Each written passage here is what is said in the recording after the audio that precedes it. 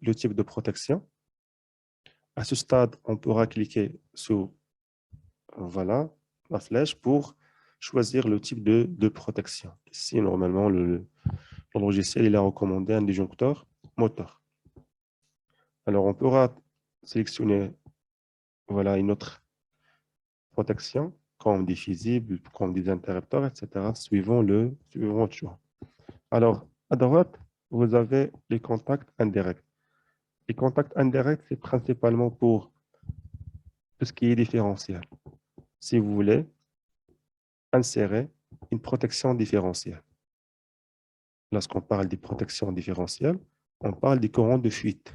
On parle des courants de fuite. Cliquez sur la liste, trouvez protection de base, ça veut dire c'est une protection sans différentiel, et vous trouvez des protections différentielles avec 300 mA, avec 30 mA, avec 10 mA, etc. Je passe à la deuxième partie, c'est les câbles. Alors, les câbles, ça veut dire choisir la longueur de votre câble parce que le dimensionnement de votre circuit, c'est suivant la longueur et le type de câble. Alors, on pourra sélectionner voilà, une longueur de 10. Alors, cette longueur représente pratiquement la longueur entre le récepteur et l'alimentation. Alors, l'alimentation ici, c'est à partir de TGBT, le tableau général basse tension.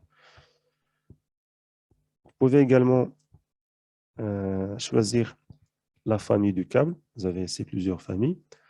Alors, lame, la partie voilà, conductrice de votre câble, est-ce que à base de cuivre ou bien à base d'aluminium?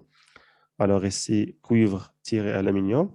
Lorsque vous sélectionnez voilà, ce choix, ça veut dire que vous donnez la main pour le logiciel de choisir ce que cuivre ou bien aluminium.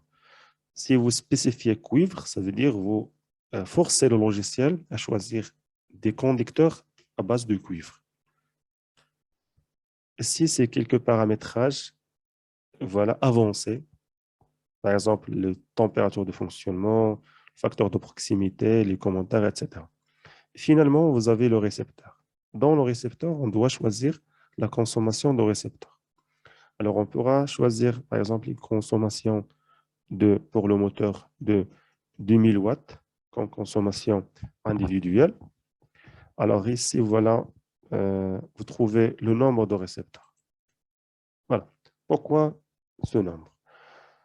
Prenons un exemple. Si vous avez 3 moteurs, chaque moteur consomme 200 ou bien 2000 watts. Alors, on peut juste insérer la consommation individuelle et à gauche, je peux insérer le nombre de moteurs. Ça veut dire 3 moteurs. Chaque moteur consomme 2000 watts.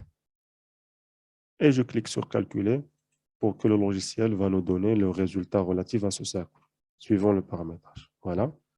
Le circuit maintenant devient avec une couleur noire, ça veut dire qu'il est conforme. Voilà, il est conforme comme il est indiqué ici. Je passe à l'insertion d'un deuxième circuit. Cliquez sur Nouveau circuit et je vais insérer, si vous voulez, voilà, des prises de courant. La même chose, la couleur. La couleur, c'est toujours rouge. Alors ici, en haut, vous pouvez voilà, remarquer une différence entre les disjoncteurs. Alors, les disjoncteurs avec ce symbole-là, ce sont des disjoncteurs différentiels. Ça veut dire avec une protection contre les courants de fuite. Par contre, ici, ce sont différentiels. Ce sont des disjoncteurs sans protection contre les courants de fuite. Même chose, pour paramétrer ce circuit, je clique dessus pour changer les paramètres de ce circuit. À ce niveau, la même chose. Alors, on pourra choisir le type de protection. Différentiel ici, il est déjà recommandé 30 mA pour les circuits de prise de courant. Je passe vers le câble. Alors, on pourra saisir 12 mètres. Ça veut dire entre l'alimentation et la première prise de courant. Je pourrai également choisir plutôt alors aluminium. Ça veut dire ce circuit à base des câbles d'aluminium ou bien de cuivre si vous voulez. Et finalement, la consommation. Pour les prises de courant, alors on pourra choisir une consommation de 16 ampères.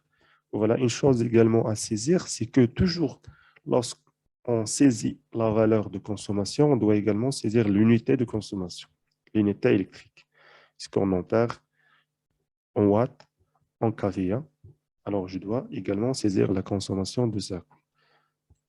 Et si vous voulez, par exemple, nous avons 5 prises de courant dans ce circuit. Et je clique sur Calculer.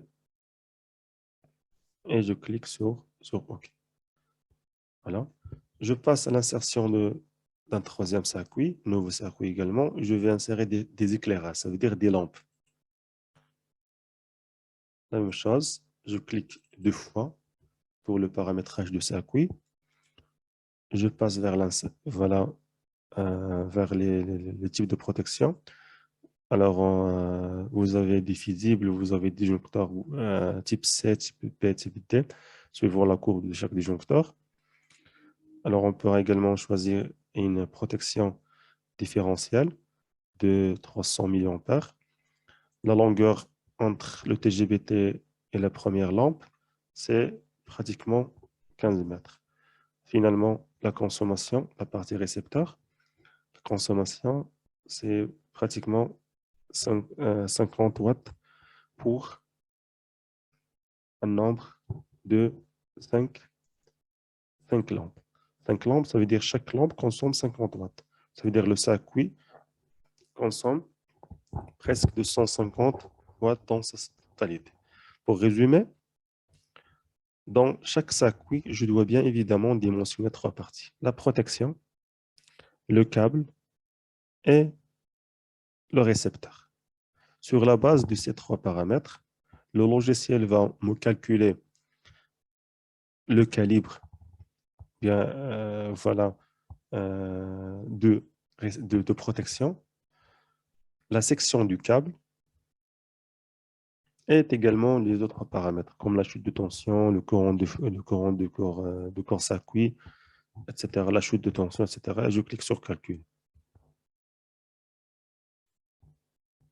Au niveau du résultat de chaque circuit, maintenant, à chaque fois que je clique sur un circuit, je trouve voilà, un ensemble de valeurs mentionnées ici.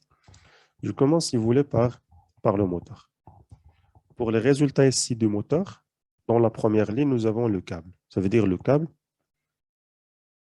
recommandé par le logiciel. Alors, c'est un câble 4G 2,5.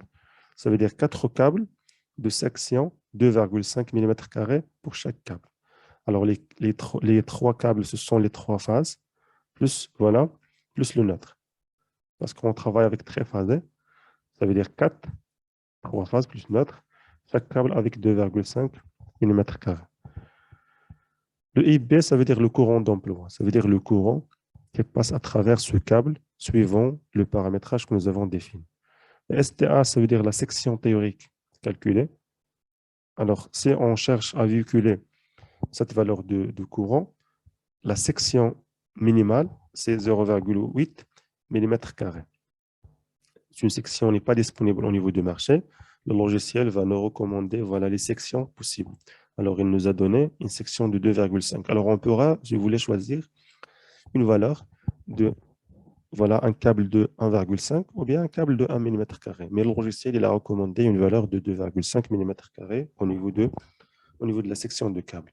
Alors, le IZ, ça veut dire le courant admissible. Ça veut dire, en se basant sur la section recommandée 2,5, alors on pourra travailler avec un courant de 22 ampères dans ce circuit.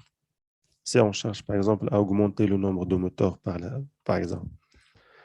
Et si vous avez la chute de tension de circuit, c'est 0,37%. Normalement, suivant la norme NFC 1500 pour le dimensionnement des installations électriques basse tension, vous avez des limites au niveau de la chute de tension à ne pas dépasser. C'est pratiquement 3%. Alors maintenant, nous sommes dans la norme. Ça, c'est bon. Alors, le courant de corps circuit, calcul. Alors, dans le deuxième circuit, alors, le câble, c'est 3G16, ça veut dire 3 câbles de 16 mm². Le IB, c'est voilà, 80 ampères. La section théorique, c'est 15 mm². Voilà, ça veut dire la section minimale à choisir pour le passage de courant dans le circuit. C'est pour ce faire, le logiciel il a choisi 16 mm². La chute de tension, c'est 1,03%.